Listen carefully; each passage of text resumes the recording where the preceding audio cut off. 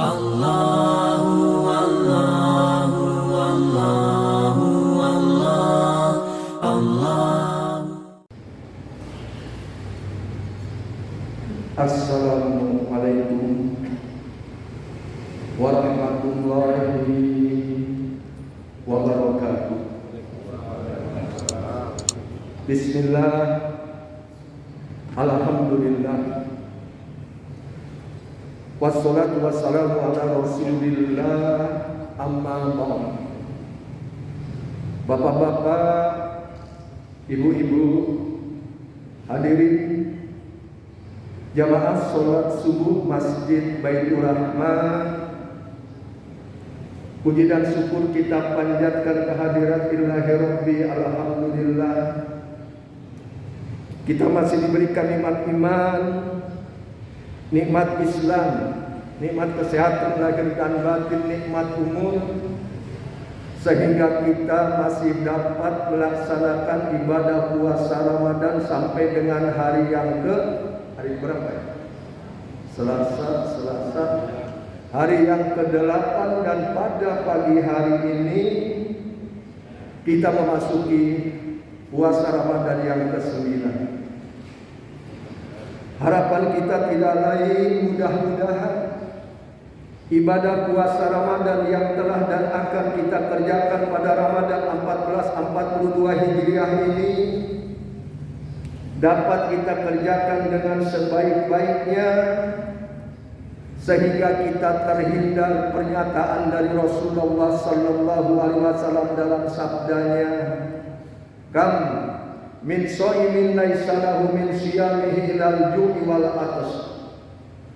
Berapa banyak orang yang melaksanakan ibadah puasa Ramadan, dia tidak mendapatkan hasil daripada ibadah puasa Ramadannya ilal ju'i wal atas, kecuali lapar dan dahaga saja. Untuk kita bisa terhindar pernyataan dari Rasulullah sallallahu alaihi wasallam itu, hendaknya kita harus berusaha untuk menghindar dari perkataan dan perbuatan yang tidak baik. Man lam yada qaula zuri wal amala bihi falaisa lillahi hajatun fi aida atau amahu wa syarabahu. Barang siapa yang berpuasa puasa Ramadan, tetapi dia tidak bisa menjauhkan diri dari ucapan dan perbuatan yang tidak baik, maka Allah Subhanahu wa ta'ala tidak akan membukakan pintu pahala puasa orang itu. Orang itu hanya mendapatkan lapar dan dahaga saja. Untuk kita bisa mendapatkan pahala dari Allah Subhanahu wa ta'ala dari puasa Ramadan yang kita kerjakan, hendaknya kita berusaha menghindari 5 perkara yang membatalkan pahala puasa Ramadan kita. Qansuhi sholin yuqtin nasyam wa yanqudul wudu al-kidbu wal ghaibah wan namimah wa nadhur bisyahwat wal yaminul kadhibah. Ada 5 perkara yang membatalkan pahala puasa Ramadan dan pahala wudu. Apa yang 5 perkara itu? Yaitu berdusta, mengumpat, mengadu domba, melihat lain jenis dengan syahwat, dan sumpah palsu. Untuk kita bisa terhindar dari ucapan dan perbuatan yang tidak baik, untuk kita bisa terhindar dari 5 perkara yang membatalkan pahala puasa Ramadan kita harus bisa mengendalikan hawa nafsu yang ada pada diri kita. Allah Subhanahu wa ta'ala berfirman di dalam Al-Quran dalam surah Yusuf, surah 12 ayat 53, "Wa ma ubari'u nafsi innan nafsa la'amaratun bisu' illa ma rahima rabbi." Kata Nabi Yusuf, aku tidak akan biarkan kesalahan-kesalahanku, karena sesungguhnya hawa nafsu itu senantiasa mengajak kepada kejahatan. Illa ma rahima rabbi, kecuali hawa nafsu yang dirahmati oleh Tuhanku.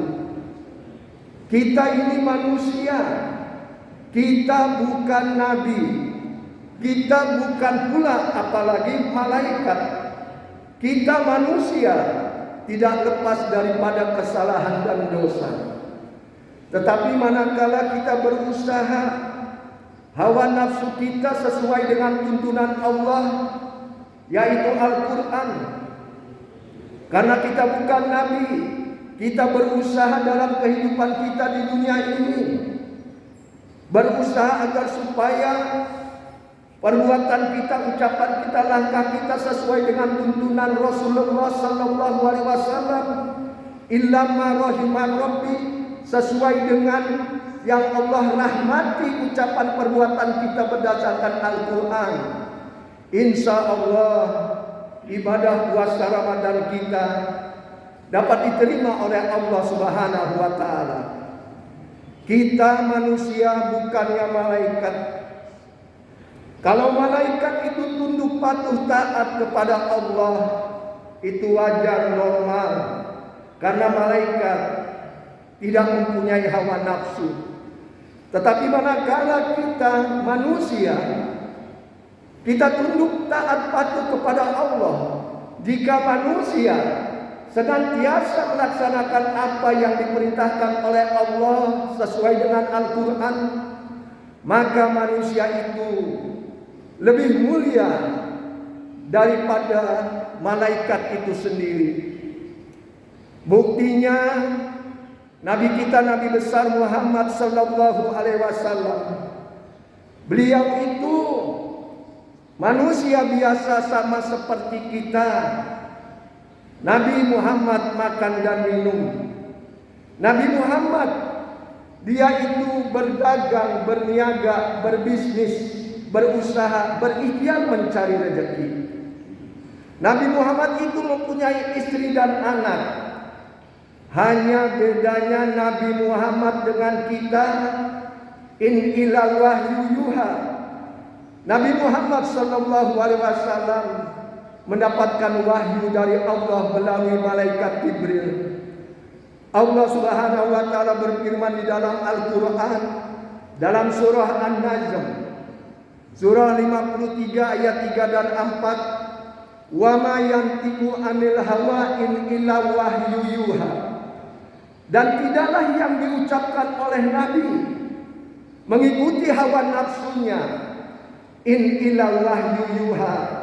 Apa yang diucapkan oleh Nabi adalah wahyu yang diwahyukan Allah kepadanya, diwahyukan Allah kepada Nabi melalui malaikat Jibril.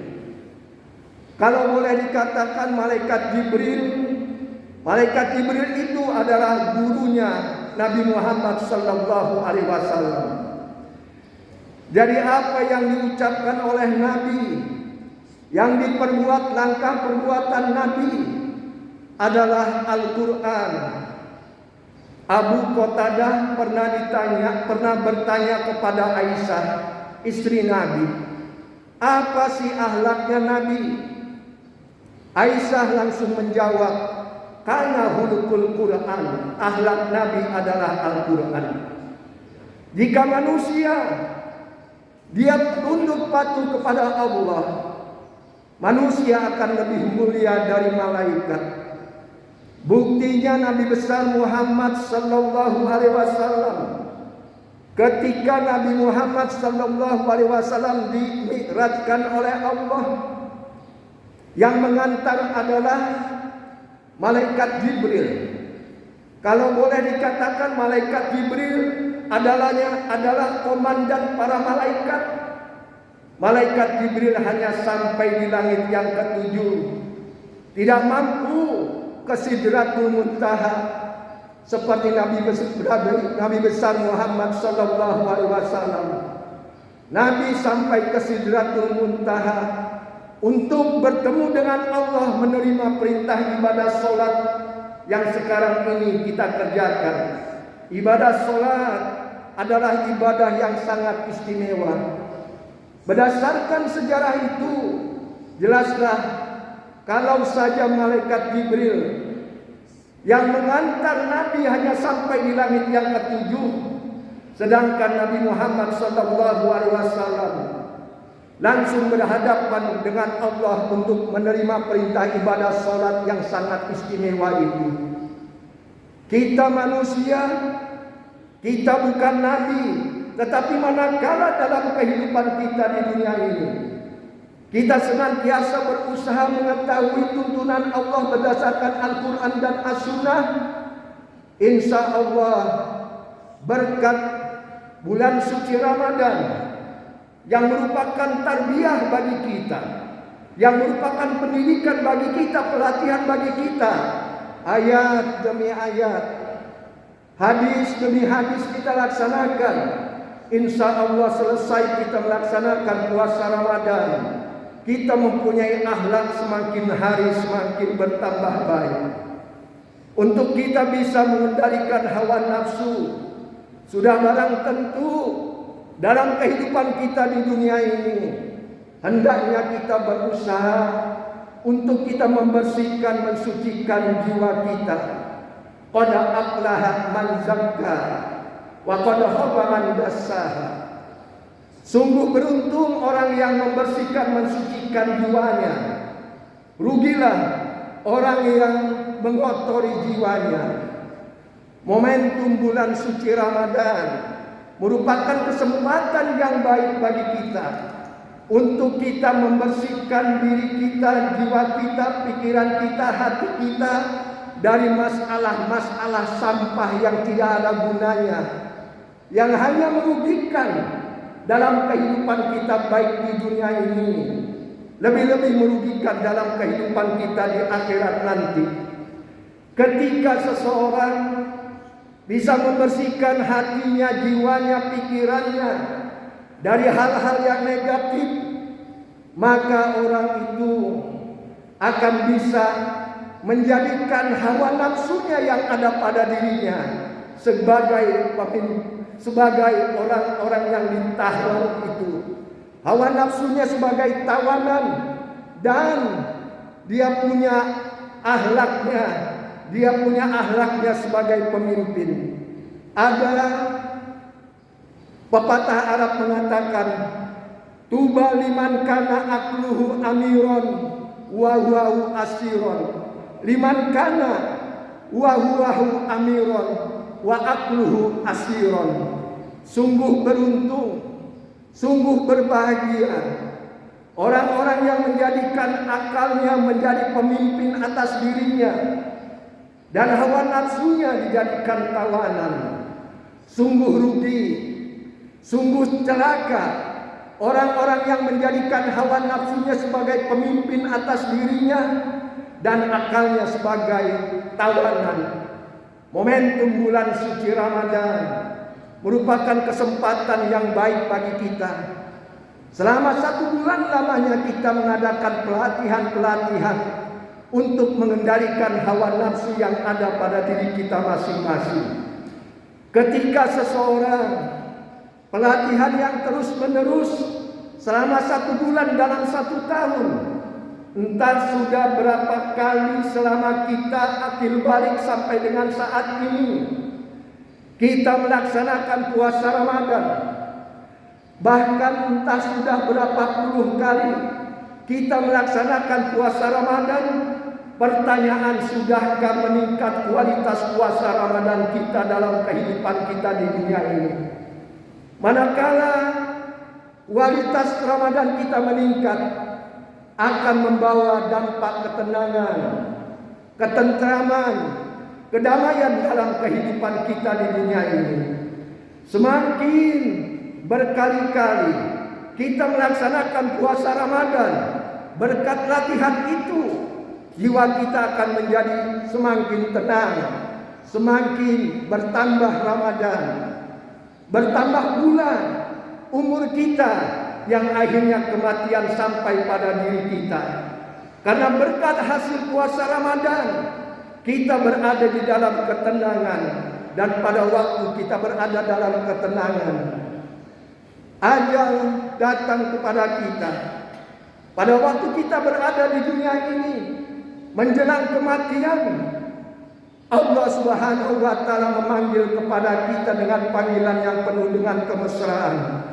Ya ayuhan nafsul mutmainnah, irji'i ila rabbiki radiyatan mardiyah, fadkhuli fi ibadi wadkhuli jannati. Wahai jiwa yang tenang, kembalilah kamu kepada Tuhanmu dengan hati yang ridho lagi diridhoi, dan masuklah kamu ke dalam golongan hamba-hambaku, dan masuklah kamu ke dalam surgaku. Oleh karena itu, mari dalam keadaan bulan suci Ramadan yang insya Allah berkisar 21 atau 22 hari lagi akan kita akhiri, mari kita tingkatkan kualitas puasa Ramadan kita, sehingga puasa Ramadan kita diterima oleh Allah, sehingga puasa Ramadan kita mencapai target la'allakum tattaqun.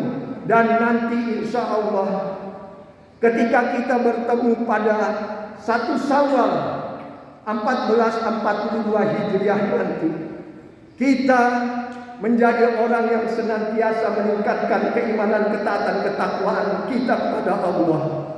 Para hukama mengatakan, laisal id liman la bisal jadi, innamal id liman ta'atuhu tajid.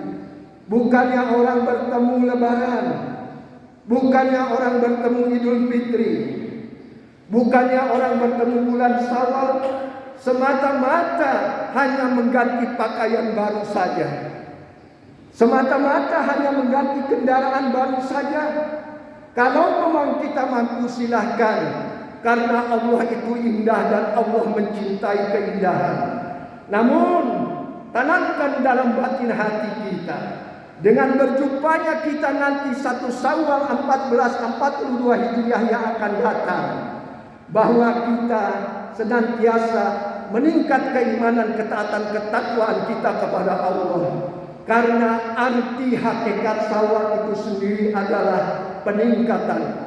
Itulah yang dapat saya sampaikan pada kesempatan yang relatif singkat ini, dengan harapan mudah-mudahan khususnya kepada pribadi saya dan kepada para jamaah untuk terus kita meningkatkan kualitas puasa Ramadan kita, agar supaya kita kembali kepada Allah dengan membawa kemuliaan akhirat. Allahumma inna nas'aluka ilman nafi'an wa rizqan thayyiban wa amalan mutaqabbala. Allahumma inna nas'aluka minal khairi. Ya Allah, ya Tuhan kami, ampunilah segala dosa dan kesalahan kami. Ampunilah segala dosa kesalahan ibu bapa kami. Ya Allah, ya Tuhan kami, berikanlah kami kekuatan, kemudahan, petunjuk, agar supaya kami dapat melaksanakan segala perintah-Mu dan menjauhkan segala larangan-Mu. Terima kasih, mohon maaf. Wassalamualaikum warahmatullahi wabarakatuh.